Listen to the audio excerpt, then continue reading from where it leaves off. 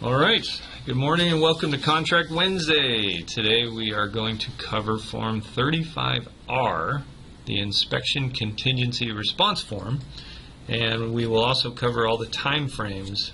So we'll refer back and forth between Form 35 and 35R because there's some very important timelines and consequences that you want to make sure you avoid if needed. So let's dive into Form 35R and we'll kind of walk through the sequence, all right? So Form 35R says buyer's response or request for repairs. So the assumption is you put a deal under contract, you had an inspection contingency, and you have now done your inspection, and now you're going to make a request. Well, when you make a request, you have four choices. You can say, you know what, the house didn't need anything, therefore my inspection is approved and the contingency is satisfied. You can say, wow, the house was a train wreck and the inspection is disapproved and the agreement is terminated. Number three is, you know what, I got information that was concerning and the inspector recommended that I have another person look at it. So I need to give notice of additional inspections, and this would extend my inspection contingency. The default in Form 35 is 5 days. So this would add 5 more days if I needed it. But remember, you have to include the inspection and the language where the inspector made his recommendation. And then my fourth choice is to just say, you know what, there's stuff wrong and I want to be compensated or have them repaired. So this is where you can ask for $5,000 closing cost credit or whatever. If you're asking for a bunch of things, you can also attach a Form 34 to this. The other thing you can do is you can say, see attached inspection report, right? So whether you attach the inspection or not is a strategic decision that you want to make. There is a negotiating approach to doing it or not doing it, and you have to be very considerate of that. So here are the forces that are at work when you decide whether or not to attach the inspection. If you attach it, the seller now has knowledge or awareness of defects with his home, and technically and legally he's supposed to update his Form 17. So when I attach the inspection, it's because I want to put extra pressure on them. I at the same time can make a choice not to attach it if I'm trying to seem reasonable and helpful to the listing broker and the seller by not putting that pressure on. But if I do that, I need to point that out to them and make sure that they understand that I did a favor for them, right? But either way, you want to be very planful about whether you attach it or not. So let's talk about the time frames, right? So Form 35 says, I'm going to do an inspection, and I'm going to do it in whatever time frame I filled in this contingency for, right? I always use 5 because then I don't have to include weekends, and by using 5 I actually end up getting a week, right? If I use the default language for the additional inspection clause, that's also 5, so I pick up another week. So I can really drag this thing out if I have the initial inspection says, hey, the inspector recommended additional inspections, right?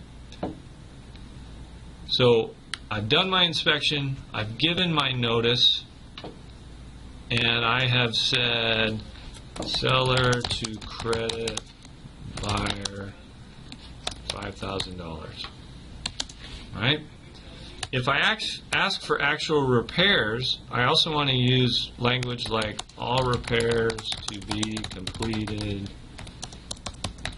by a licensed and bonded contractor, right? I also typically will say all repairs to be, repairs to be completed 3 days prior to closing, capital C, because closing has been defined, so that buyer can reinspect. That is just to make sure that everybody knows this has to be done within a certain time frame. And that language actually is redundant because right here it already says all work to be done in commercially reasonable manner in accordance with all applicable laws no fewer than 3 days prior to closing date. In the case of hazardous blah blah blah, goes on to say if buyer elects to order and pay for a reinspection. Right? So I don't really need this extra language, but I like to put it in there because people they operate fast and loose with these agreements. Most agents don't even know that clause is in there. So I'm going to draw their attention to it and make sure that the work gets done so that my client has the opportunity to reinspect. Right? So I've sent over my request for repairs or my request for money. Remember, requests for money can either be in the form of a price reduction or a credit towards closing costs. If you do the latter, make sure that you're in compliance with your loan officer's limitations, because the loan product may not allow as big a credit as you are seeking. A common limit is 3% of the purchase price, so just be aware of that. Now, once I've asked for the sellers to make concessions and make repairs, the seller now has 4 choices, right? So they can say yes, in which case the inspection contingency is waived. They can say, no, we're not going to do everything, but we'll do some of it, and then they'll list what they're going to do. They could say no to all of it, in which case the agreement is terminated and the earnest money will be refunded to the buyer, and that's prescribed in Form 35. Let me just get back up here. Seller's response, right? If he C rejects all repairs or modifications proposed by the buyer, right? Here, seller does not agree to all of buyer's repairs or modifications, buyer shall have the opportunity to reply as follows. All right? So, and then the 4th one is proposing an alternative. So, just to restate it a little more clearly, you ask for something as a buyer's representative, the seller then can say yes, no, I'll do some of it, or how about I do this instead. Right? So an example would be, I asked for 9 different things to be repaired, and he says, I'm not going to do any of them, but I'll give you $5,000 or whatever. Okay?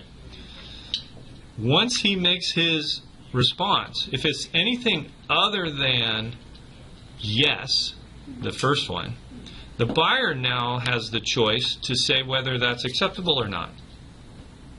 The buyer can say, okay, I'll accept your alternative. Okay, I'll accept the fact that you're refusing to do anything. Okay, I'll accept that you're only going to do some of it. Or the buyer can say no to the response, but offers the attached alternative proposal for modification or repair.